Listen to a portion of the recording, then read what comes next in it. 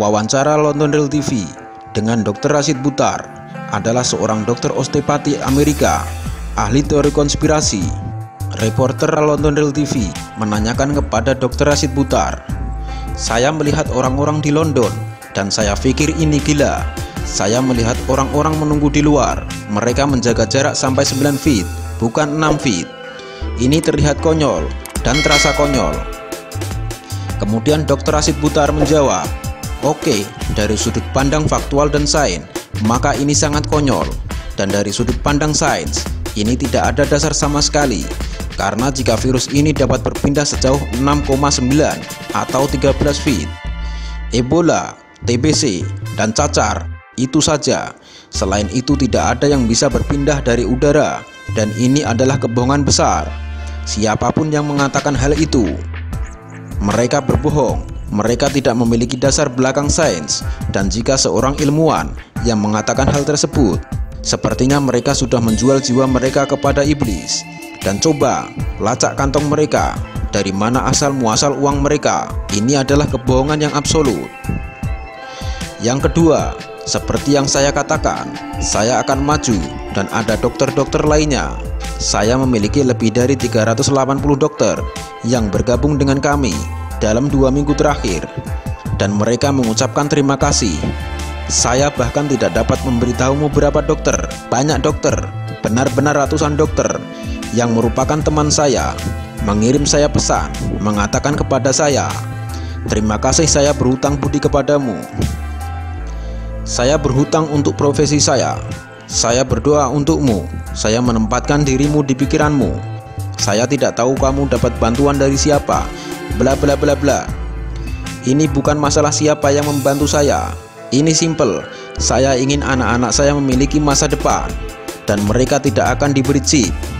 Saya akan jadi orang pertama yang akan mati jika pemasangan chip diharuskan. Saya tidak akan mau dicip, dan pastinya anak-anak saya tidak akan diberi chip saat saya meninggalkan bumi." Dan saya berpikir hal tersebut masih lama. Harapan saya demikian. Tetapi jika pemasangan chip menjadi keharusan, maka saya akan lebih baik mati. Dan saya jamin hal tersebut, karena tidak akan ada yang memasang chip pada saya. Saya seorang muslim. Saya harap saat ini saya bisa minum air. Tetapi ini Ramadan dan saya sedang puasa.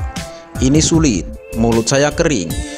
Tapi saya katakan padamu sekarang, pada iman Kristen, mereka akan mengatakan tentang tanda binatang. Saya percaya chip ini adalah tanda binatang tersebut.